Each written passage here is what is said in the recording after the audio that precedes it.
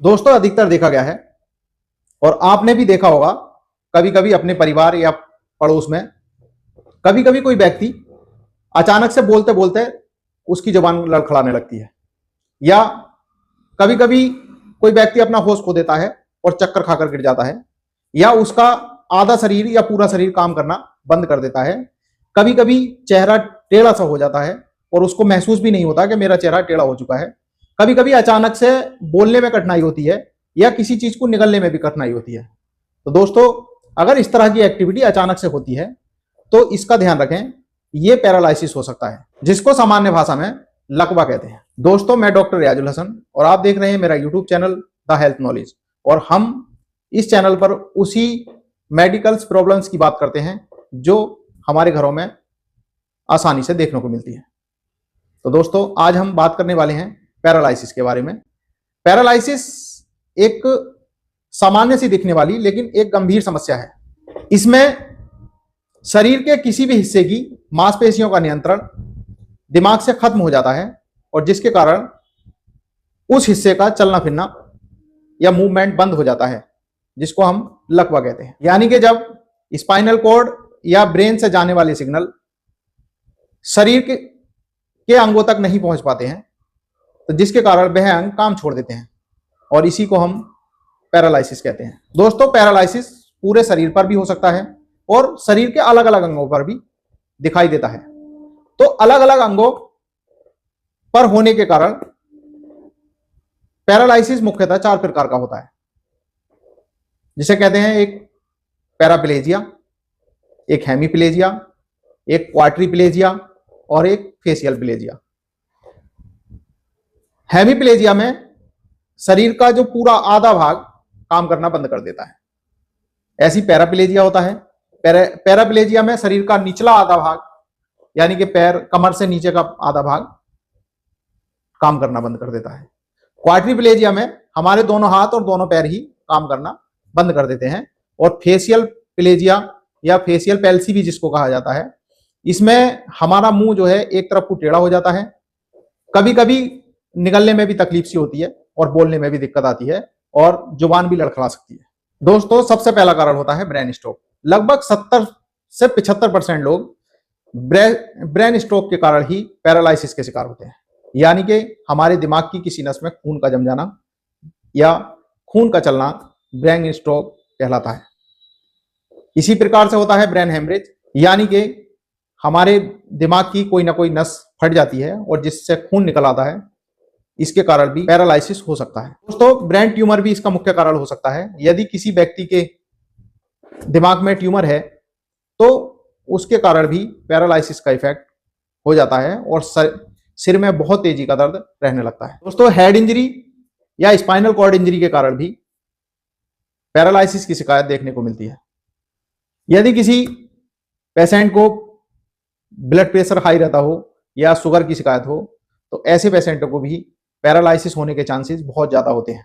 और कुछ ऐसी बीमारियां हैं जैसे कि वायरल इन्फेक्शन है या कोई बैक्टीरियल इन्फेक्शन हुआ है, जैसे मेनिंजाइटिस होता है, इंसेफ्लाइटिस होता है, तो इनके कारण भी पैरालिसिस की शिकायत हो सकती है। लेकिन ध्यान रहे, दिमाग में ये मान के चलें कि सबसे ज्यादा जो पैरालिसिस के केसेस होते हैं वो ब्रेन स्ट्रोक के कारण ही होते हैं।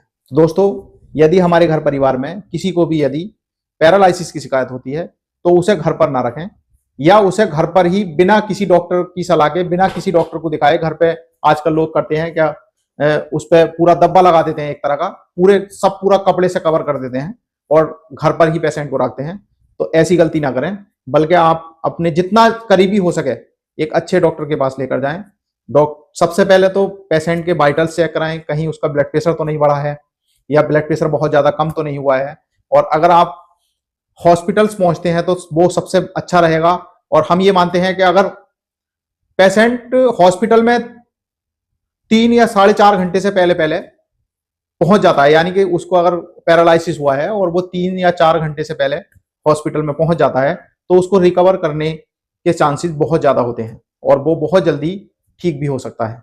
तो दोस्तों, सबसे पहले कारण का जानना बहुत जरूरी होता है। यानी कि अगर आप हॉस्पिटल जाते हैं तो डॉक्टर उसके वाइटल्स को चेक करेगा और आपको सीटी स्कैन या एमआरआई के लिए भी रिकमेंडेड कर सकता है।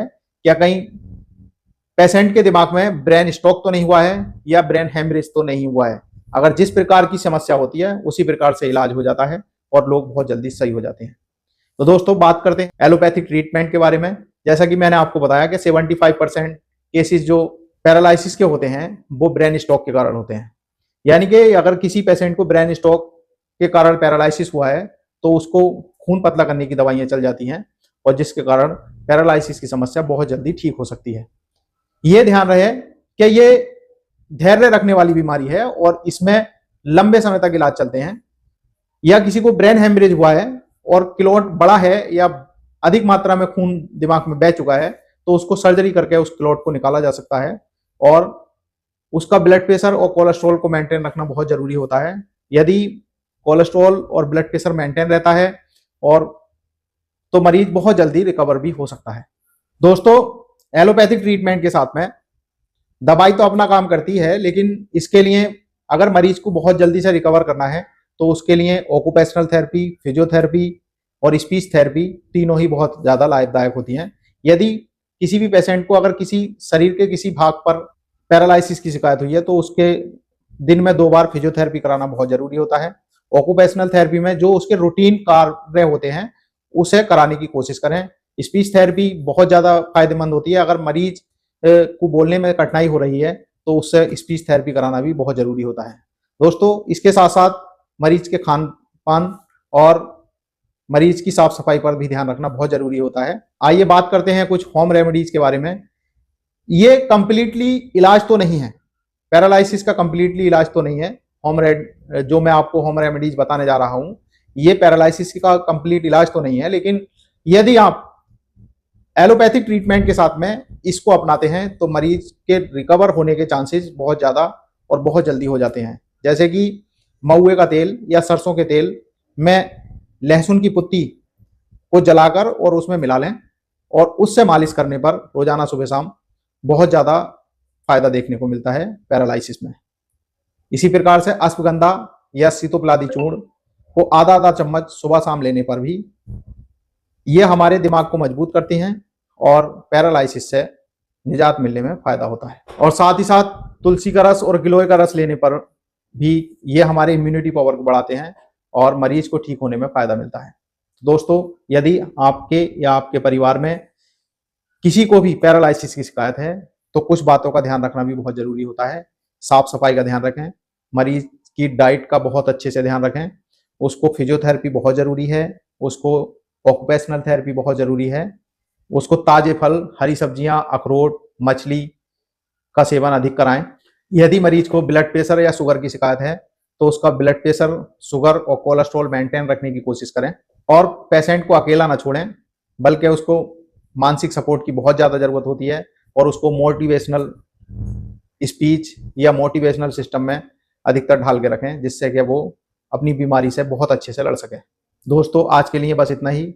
मिलते हैं एक नई वीडियो के साथ में। यदि मेरी वीडियो आपको अच्छी लगी हो तो वीडियो को लाइक करें, चैनल को सब्सक्राइब करें और बेल आइकॉन दबाना ना भूलें ताकि मेरी हर एक वीडियो आप तक बहुत जल्द से जल्द पहुंच सके। धन्यवाद।